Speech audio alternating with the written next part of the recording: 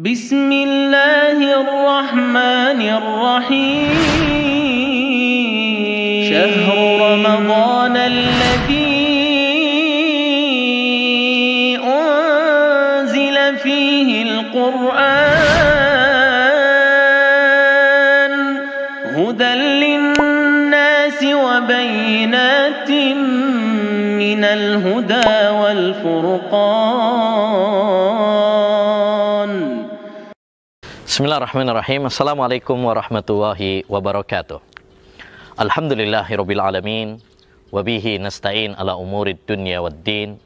Wassalatu wassalamu ala asyrafil anbiya'i wal mursalin nabiyyina Muhammad wa ala alihi wa sahbihi ajmain wa man ihtada bihudah wattaba'a atharahu ila yaumiddin, amma ba'd.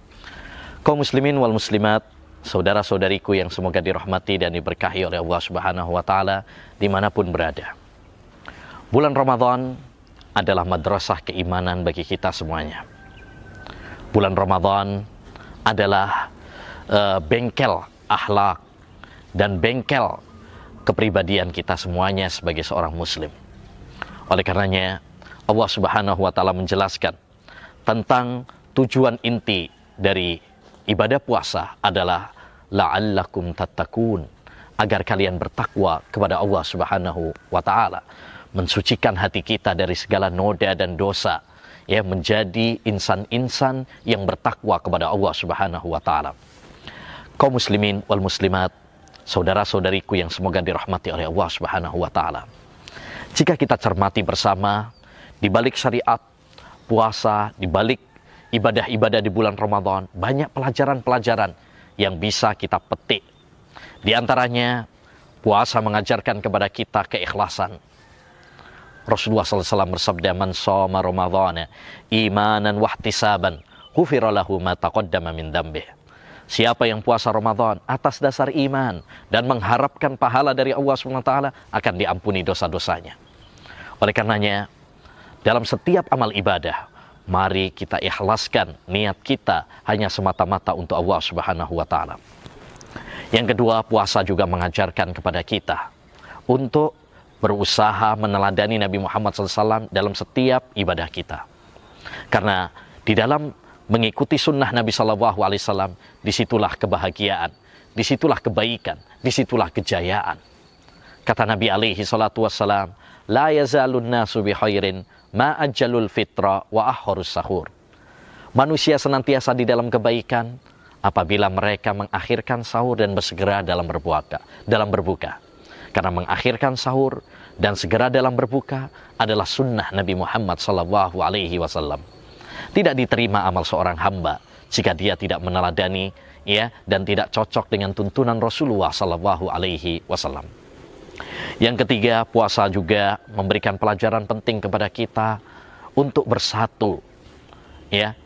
Kata Nabi alaihi salatu wassalam, "As-shaumu yauma tasumun, wal fitru yauma tuftirun, wal adha yauma tudhahun." Puasa itu adalah di mana kalian sama-sama berpuasa. Idul Fitri adalah di mana kalian sama-sama berhari raya Idul Fitri. Dan Idul Adha adalah di mana kalian sama-sama menjalankan sholat hari raya Idul Adha. Kebersamaan, persatuan, kesatuan adalah salah satu prinsip dasar dalam agama Islam. Dan itu sangat nyata dalam ibadah puasa. Kita bisa puasa bersama, Idul Fitri bersama, sholat tarawih bersama, ya. Dan ini menjadi kekuatan barisan kita sebagai umat Islam. Yang keempat, ibadah puasa juga mengajarkan kepada kita untuk perbaikan akhlak. Ya, makanya Nabi SAW mengatakan, "Man lam yada' qaula zur wal amala bihi, falaysa lillahi hajah fi an yada'a ta'amahu wa syarabah." Barang siapa yang tidak meninggalkan ucapan-ucapan kotor dan perbuatan-perbuatan kejahilan, maka Allah SWT tidak butuh tatkala dia tidak makan dan tidak minum.